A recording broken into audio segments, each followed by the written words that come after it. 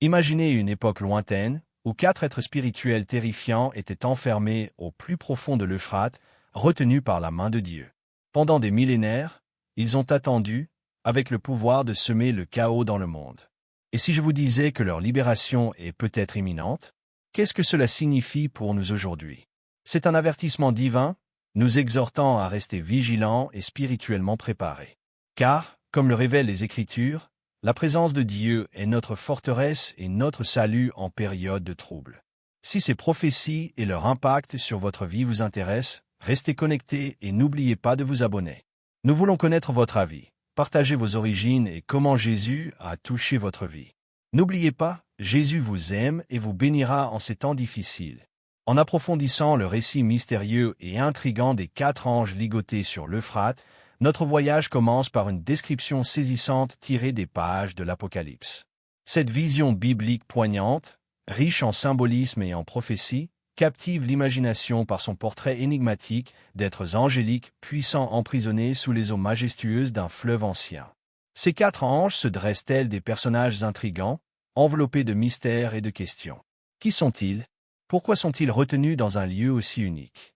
Et surtout, quels événements cataclysmiques leur libération annoncera-t-elle? L'Euphrate, voie navigable emblématique qui a traversé le cœur des civilisations antiques, devient le théâtre d'une prophétie imminente. Son assèchement est souvent présenté comme un puissant symbole ou un signe avant-coureur des temps prédits.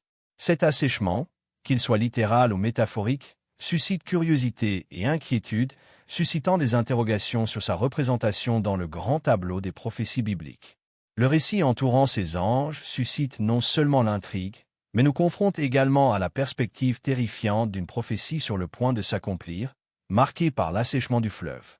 Dans cette grande prophétie, les anges sont à la fois des personnages et des catalyseurs. Leur identité fait l'objet de nombreuses spéculations. Certaines interprétations suggèrent qu'il s'agit d'anges déchus, enchaînés et éloignés du monde terrestre en raison de leur transgression passée, dont on retrouve des échos dans d'autres passages bibliques. Ces récits suggèrent qu'ils ont autrefois joué un rôle important, mais qu'en raison d'une rébellion ou d'autres offenses célestes, ils se retrouvent retenus jusqu'à un moment fixé par Dieu. En contemplant leur emprisonnement, nous nous demandons pourquoi ces êtres redoutables seraient retenus dans l'Euphrate. Ce fleuve, mentionné à maintes reprises dans les Écritures, a été le témoin d'innombrables actions humaines et interventions divines. Sa présence revêt une signification historique et symbolise une frontière entre le familier et l'inconnu. Agissant comme une démarcation géographique et métaphysique, l'Euphrate devient le lieu symbolique idéal pour leur confinement, symbolisant peut-être leur séparation du monde. Concernant leur libération future, la prophétie évoque un événement dramatique et bouleversant. Ces 4 anges, autrefois desséchés par leur pouvoir sous les profondeurs du fleuve, sont prophétisés pour émerger avec un mandat terrifiant, annonçant destruction et bouleversement d'une ampleur sans précédent. Cet événement n'est pas décrit comme une simple calamité isolée, mais comme un moment charnière dans un cadre prophétique plus vaste, interconnecté avec d'autres symboles et chronologies eschatologiques. La tension entre leur état de sommeil et leur mission active et destructrice souligne un thème central des Écritures prophétiques, la transition finale de la patience divine à la justice divine. Leur libération reflète un moment divinement orchestré, nous rappelant l'équilibre entre la volonté divine, l'action humaine et les forces cosmiques. L'imagerie de l'Euphrate asséché ajoute une dimension supplémentaire à cette prophétie, invitant à une réflexion sur les sphères physiques et spirituelles. L'évaporation des eaux, qu'elles soient naturelles ou symboliques, suggère la fin ou la transformation de l'ordre actuel, ouvrant la voie à de nouvelles révélations et à de nouveaux domaines d'existence. Ce scénario sert de signal apocalyptique, invitant les fidèles à se préparer et à rester vigilants dans leur vie spirituelle. Pris au cœur de ces thèmes pesants, nous nous posons des questions profondes. Comment réagir à une imagerie biblique aussi profonde? Si elle peut susciter l'anxiété, elle nous invite aussi à approfondir l'essence de la prophétie et son importance dans nos vies contemporaines, nous incitant à rester vigilants et introspectifs alors que nous naviguons dans les eaux souvent tumultueuses de la spiritualité et de la vie quotidienne. Alors que le prélude à une calamité potentielle se déroule sous nos yeux dans la prose de l'Apocalypse, le récit des 4 anges demeure un rappel poignant du drame cosmique, plus vaste auquel nous participons. Alors même que nous cherchons à comprendre, cette prophétie nous incite à une réflexion personnelle et collective, à envisager notre préparation et notre force spirituelle face à la révélation divine et à sa réalisation imminente. L'exploration des 4 anges ligotés sur l'Euphrate dans l'Apocalypse nécessite d'explorer le contexte biblique plus large pour mieux saisir leur signification et leur but. L'Apocalypse, attribué à Jean, regorge d'images et de prophéties saisissantes, souvent interprétées symboliquement, offrant une révélation divine d'événements futurs.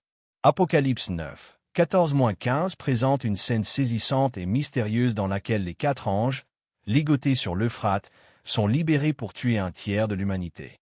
Ce passage, énigmatique et puissant, incite les interprètes à considérer ses implications dans le vaste ensemble des prophéties bibliques.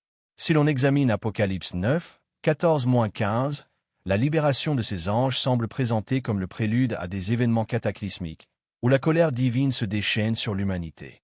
L'Euphrate, frontière historique de grands empires et lieu de récits bibliques importants, sert de seuil stratégique, symboliquement significatif dans le déroulement des événements prophétiques.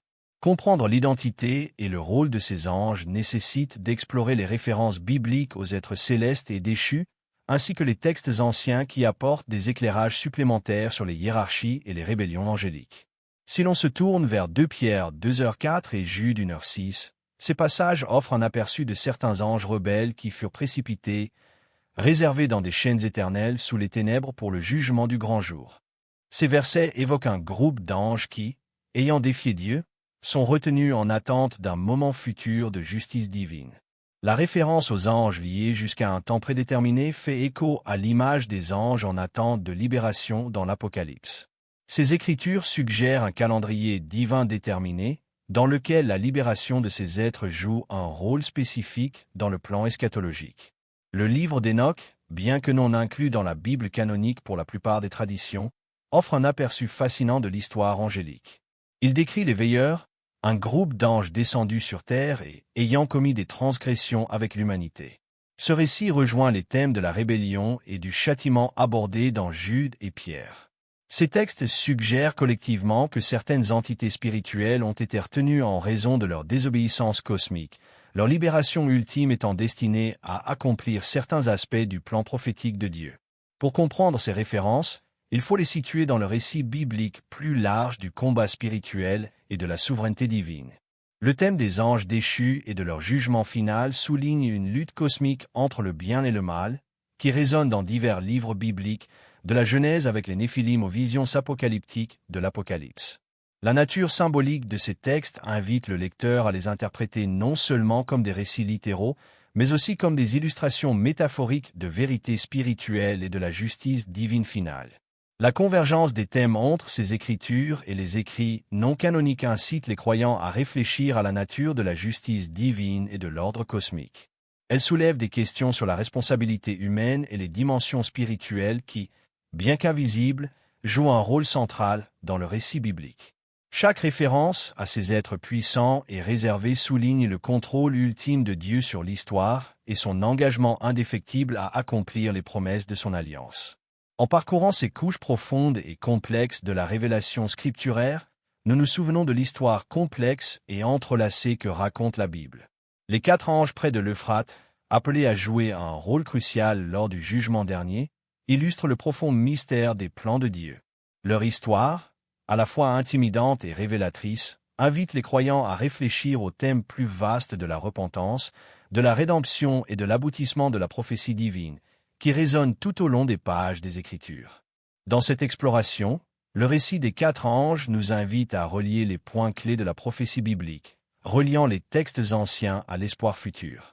Ce discours révèle non seulement la structure complexe de la prophétie de l'Apocalypse, mais inscrit également notre propre vie dans le vaste récit de l'histoire divine, nous incitant à vivre avec la conscience des réalités spirituelles qui sous-tendent notre cheminement de foi.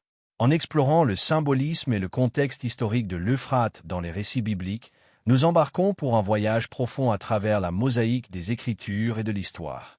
L'Euphrate n'est pas seulement un repère géographique, c'est un symbole emblématique, tissé au cœur des prophéties et des enseignements spirituels anciens.